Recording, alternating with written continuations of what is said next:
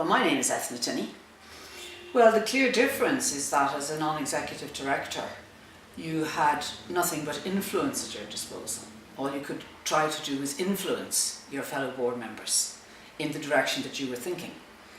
In the Seanad, there's much greater scope because members of the Seanad can actually introduce legislation. Now, that doesn't mean that they can have it passed, but I think that, for example, when John Crown went in from NUI last time, he very, very much wanted one particular thing, and he got it, you know, because he introduced legislation about it. Doesn't matter now what it was, but he persuaded the government that this was a good thing to do, so they actually adopted his legislation in all but name. And in fact, I noticed that Mr. Crown is not standing again for the Senate, so I think he feels he's done what he wanted to do. So I want to do something similar with regulation of the banks and introducing legislation, because it's a very worrying situation. Yeah, in the inquiry again, you phrased it as a change of sentiment that was needed. So what exactly did you mean by that? In regards to a change of sentiment in the way that the government works and the way it interacts with the banking sector? I think the government has to, whatever the incoming government is and is formed, I think it has to wake up to the reality that the banks in Ireland are not functioning. They are dysfunctional. Nothing has changed. And if the politicians don't realise this, or members of Dáil Éireann, because obviously as a senator you're a politician as well, if they don't realise that, then the danger is we are going to have another crash. And this time, we are not going to be able to bail out banks. We haven't got any money left to do it. So this is very serious. And I think one of the good things about the Home Dáil is that I would hope that it won't be politics as usual. That, you know, you have a lot of younger people, some of the older people are very good too. But I'm just hoping and praying that it will be a different sentiment towards the banks, that they must serve the economy of Ireland, not themselves. Okay. Let me see.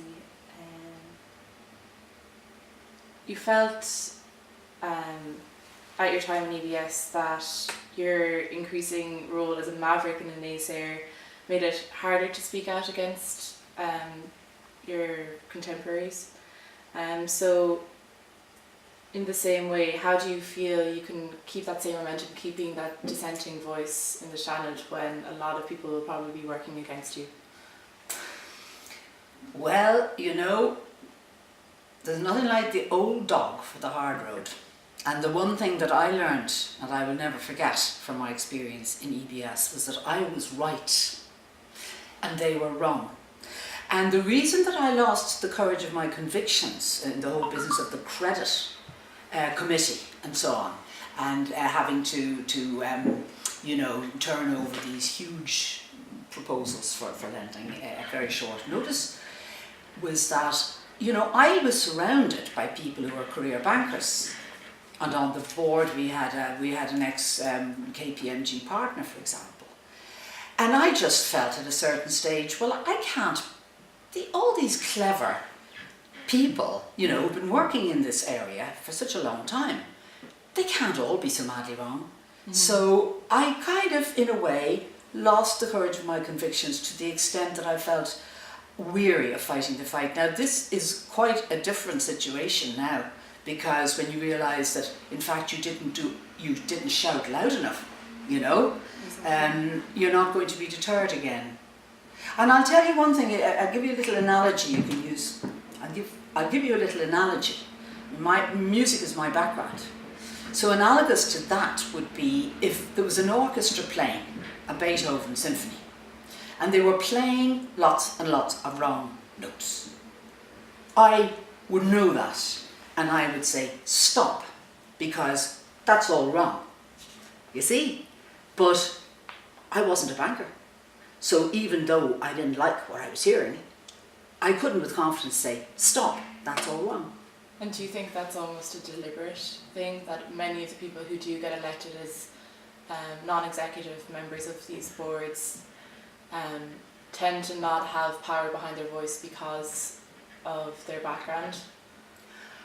and that people elect them to these boards almost deliberately so that they can be ignored and that their voices can be downsized. I think there's absolutely no doubt about that.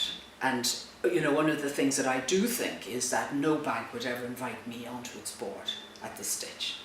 I mean, I'm a great believer that students shouldn't have to pay fees at all. Only a small registration fee to stop messers. You know, you can't have people, I know that one of the problems in university life now is that an awful lot of the students drop out in the first year. And I think that that needs to be looked at, but that's a whole different argument. But basically, I feel that if people want to pursue third level, I remember from my own time, it's quite enough to have to, if you have to find yourself accommodation, which I didn't have to do because I lived in Dublin, but just finding your pocket money. I mean, I worked all through my 4 years in Trinity. Not overly hard, but I had part-time jobs. I served on commons, for example. And during the vacations, I used to go abroad and do all kinds of interesting things like grape picking and so on. So you'd have some cash for the year. And I mean, students have always traditionally done this, but I think this is becoming a completely different thing, where already the fee is €3,000. So in 4 years, that's €12,000. And if you do MA or PhD or something like that, you're really looking at a small mortgage before you start in life at all. And I think that's all wrong. And it is ludicrous that this money will be provided by the banks, whether to parents or to the students themselves, who will then have to pay interest to these same banks. So here's the banks winning again. There are ways and means to put a stop to this. And one of the things, to answer your question most pertinently, and it's the same with regulating the banks in my view, it's not a question of making laws necessarily. It's a question of creating a groundswell of opinion.